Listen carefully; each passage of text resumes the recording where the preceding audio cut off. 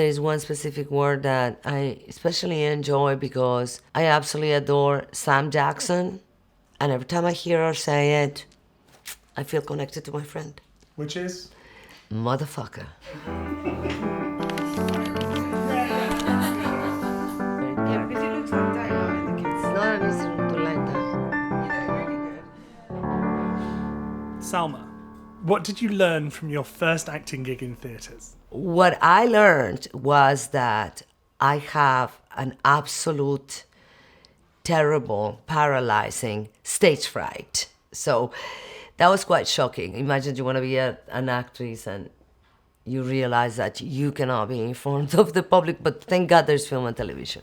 Do you still get stage fright in front of large crowds today? Yeah, and even if it's just presenting the Oscars, you see me, you think I'm not dying there, but I am. Is there one film that opened the most doors for you? I don't think there was one that opened so many doors. I would think every time, this is the one. Now, people are going to bring me the good roles. But it didn't happen like that for me. Even after I was nominated for an Oscar, the type of roles that I got didn't change. What has opened the doors for me, it's been my tenacity, my consistency. I just wouldn't go away.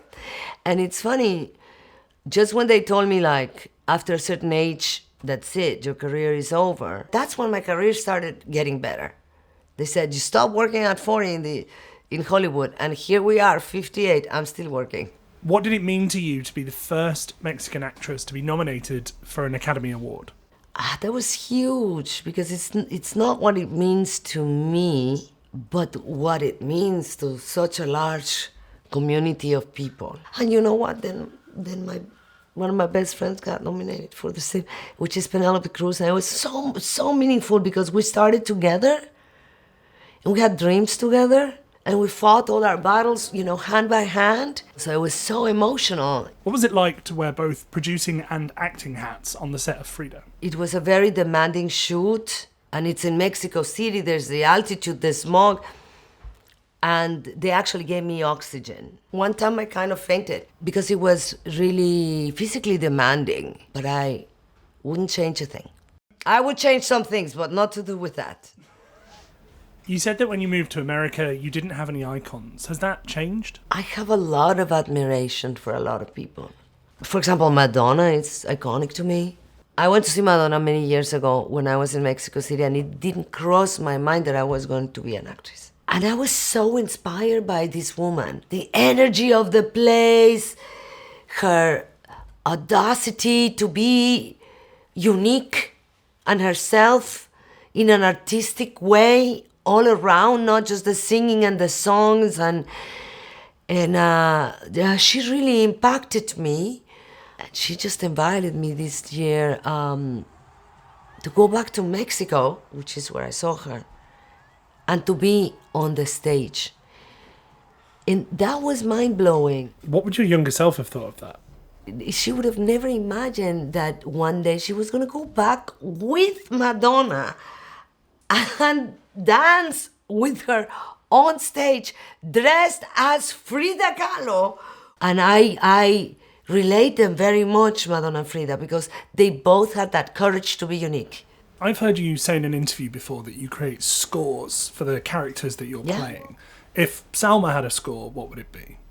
Like when I was coming to the photo shoot today, I had the radio on, and what I do is I keep skipping, and I hear an interesting sound and I stop. Shazale. And so I discover a lot of really strange music that I love. And that's what's fun about my life. What's it like working with Angelina Jolie? Oh my God, I loved it. Because she knows I do my scores. She brought the speakers, and I would walk the scenes, and it was delicious. And she would separate the time to give us that opportunity. And I think it really elevated me as an actress. You also worked with Angelina on the set of Marvel's Eternals. How did it feel to be a superhero? But the people of this planet brought everyone back with a snap of a finger.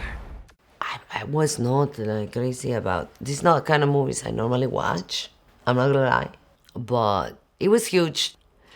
And at my age was even like the extra cherry in the cake. I've heard that the Hitman's Bodyguard movies resulted in you swearing more. What the fuck did you just say? I found it so liberating and giggling. You know, at the beginning it was like funny. Especially because if it's not your first language, they don't have the same weight, the bad words, as they do when you were growing up and you were told this is really bad, you're not supposed to say these. And then it just kind of stuck.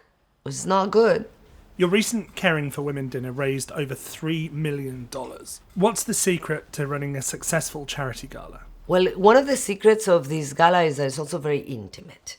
So there's only 200 people. And also we have amazing, inspiring people talking. Sometimes you think you're going to be hearing things about people that are very far away from you. And you start seeing that the way we do it, they start realizing it's their problem too. And so that's really beautiful. Is there anything from your time in Hollywood that has influenced how you highlight philanthropic endeavours? Yeah, but it really works for me the way around my time spent with so many different people, really listening to their stories, and also having to come up on the spot with solutions to things that are impossible situations. That gave me the strength to believe that I could go through really thick walls. Because when I arrived in Hollywood, it was unimaginable that Mexican actors could actually find a place in that industry. It was kind of laughable. But because I've done some of this philanthropic work, that has informed my ability to understand characters and also for storytelling. What's the best bit of career advice you've been given and what's the worst? It's the same one, I think. And it was repetitive. The worst one is go home. There's nothing for you here. It'll never happen. Go home. And in a way, is the best one. Because it made me angry. And I'm telling you, I'm a very contradictory character. So it was a bad advice that was the right thing to say to me.